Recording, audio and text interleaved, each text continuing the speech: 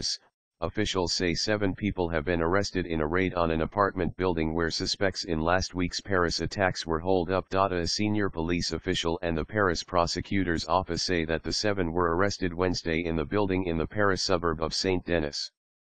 They did not identify those detained.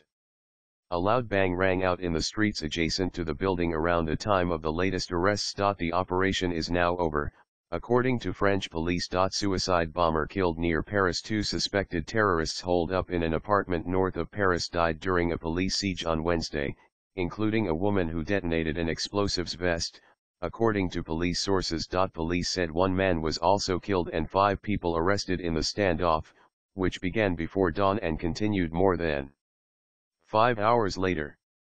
1 person remained holed up in the apartment in the northern suburb of Saint-Denis. At least 4 police officers were injured in the operation targeting Belgian jihadist Abdul Hamid Abaoud, believed to be the mastermind of the attacks in Paris on Friday that killed 129. Police opened fire in anti-terror operation. Explosions and gunfire rang out early Wednesday as heavily armed police surrounded the suburban Paris apartment where suspects are holed up.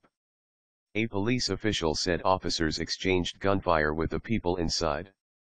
Police have blocked off the area around Place Jean Jaurès in Saint-Denis, just north of Paris. French authorities have said they are searching for at least 2 people involved in last Friday's deadly attacks.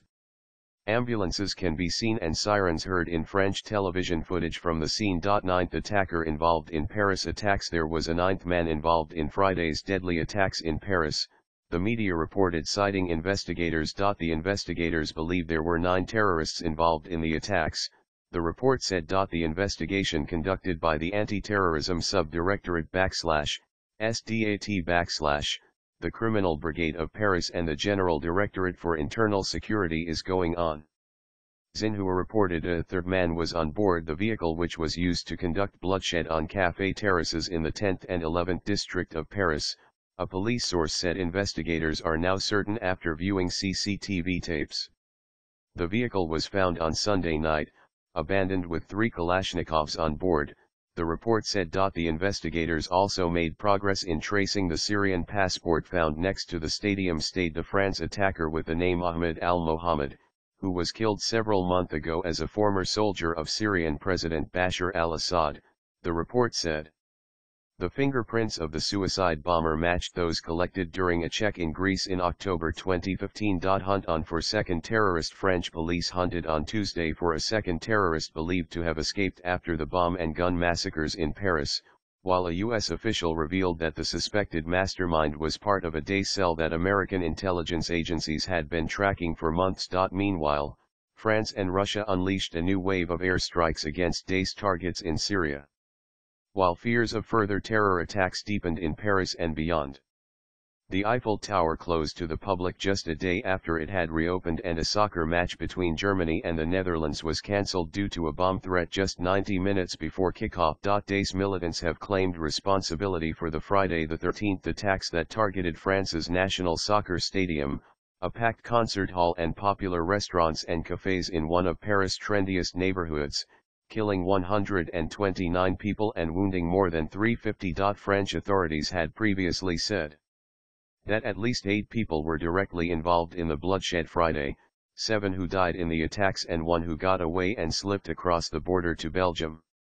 However, there have been gaps in officials' public statements, which have never fully disclosed how many attackers took part in the deadly rampage. On Tuesday, officials disclosed to the Associated Press that they now believe at least 1 more attacker was involved than was previously known, and they were working to identify and track down that suspect. 3 officials spoke on condition of anonymity because they were not authorized to provide details about the ongoing investigation. A new surveillance video obtained by the AP indicated that a team of 3 attackers carried out the shootings at one of the cafes.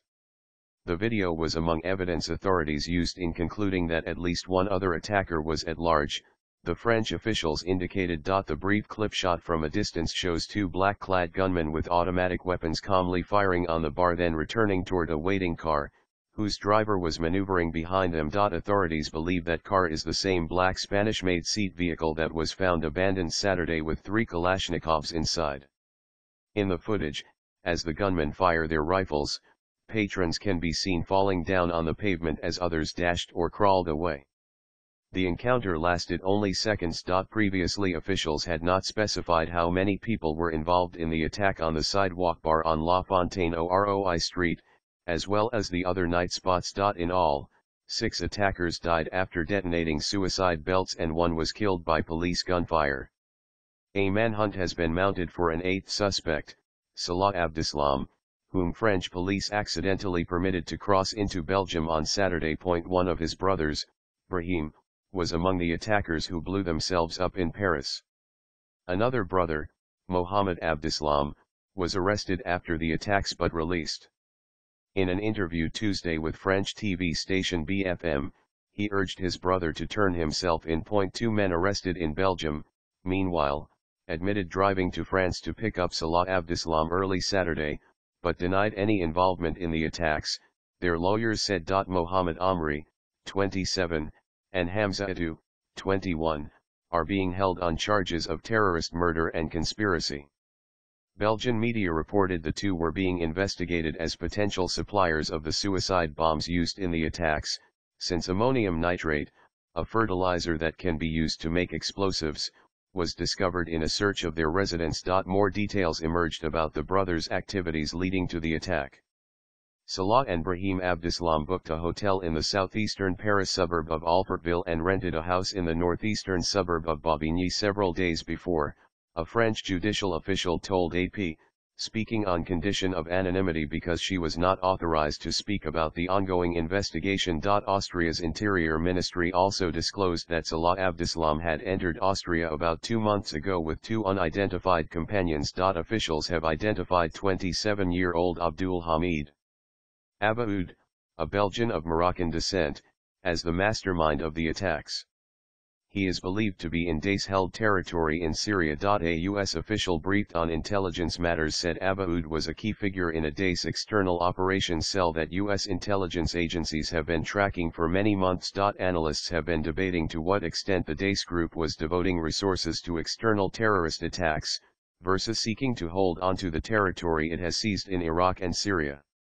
A consensus is now emerging that the group is more focused on exporting terror than had been widely understood. U.S. intelligence agencies have some insights into who is involved in that effort, said the official, who was not authorized to discuss the matter publicly and spoke on condition of anonymity.